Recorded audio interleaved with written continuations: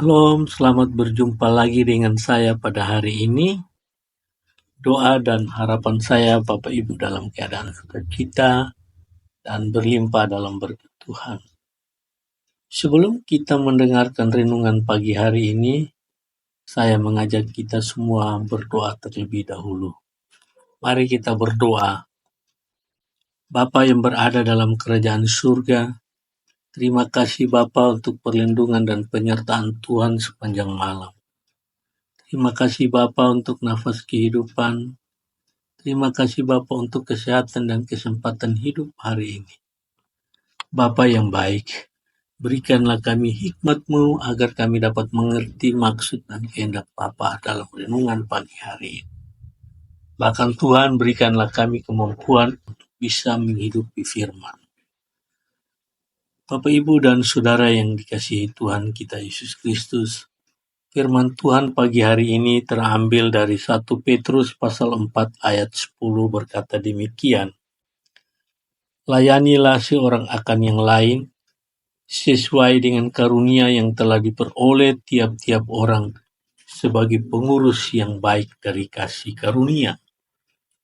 Bapak Ibu dan Saudara yang dikasihi, tema renungan pagi hari ini panggilan melayani. Bapak Ibu yang dikasihi Tuhan, konsep panggilan melayani menurut 1 Petrus pasal 4 ayat 10 melibatkan beberapa aspek penting. Yang pertama, setiap orang menerima karunia. Karunia yang telah diperoleh tiap-tiap orang. Dan setiap orang memiliki karunia atau talenta yang diberikan oleh Allah. Karunia ini bervariasi antara setiap orang dan mencerminkan keberagaman dalam tubuh Kristus. Aspek yang kedua yaitu menggunakan karunia untuk melayani. Layanilah seorang akan yang lain. Karunia diberikan bukan untuk kepentingan pribadi, tetapi untuk digunakan dalam melayani sesama.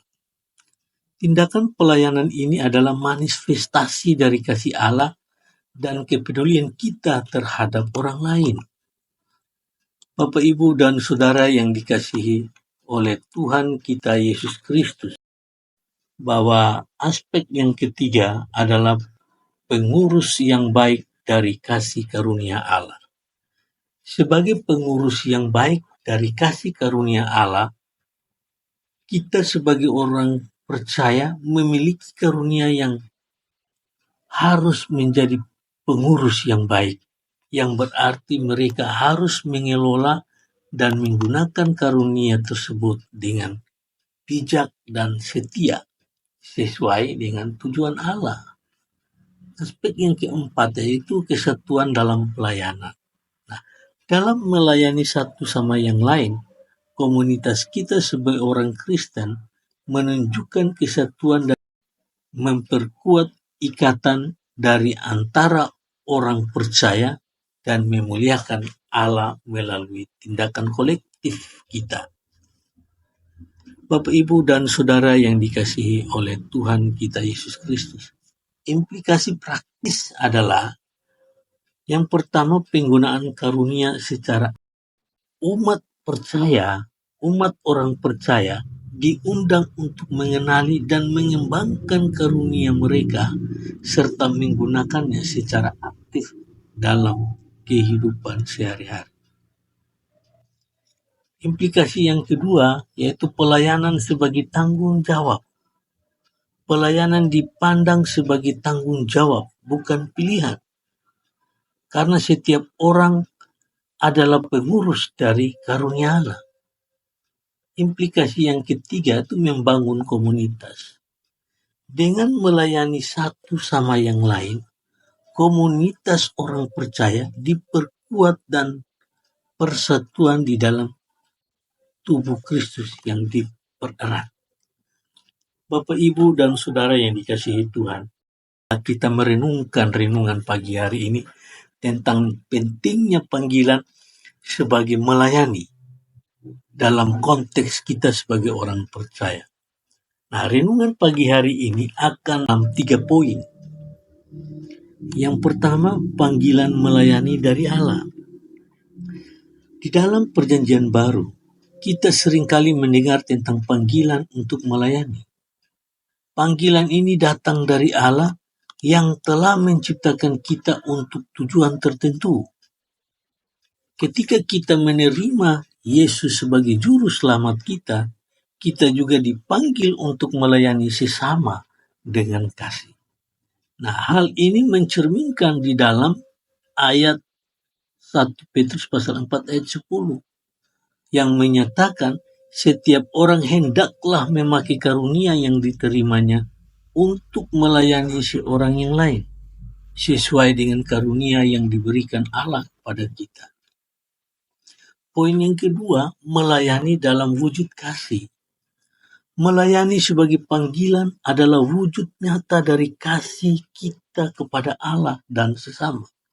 Ketika kita melayani, kita tidak hanya berbicara tentang kasih, tetapi kita mengamalkannya dalam tindakan. Nah, hal ini sangat relevan dengan ajaran Tuhan Yesus di dalam Matius 25 ayat 40. Ketika ia berkata, "Aku berkata kepadamu, sesungguhnya apa yang kamu lakukan bagi salah seorang dari saudaraku yang paling hina ini, kamu telah melakukannya bagiku." Bapak, Ibu, dan Saudara yang dikasihi Tuhan.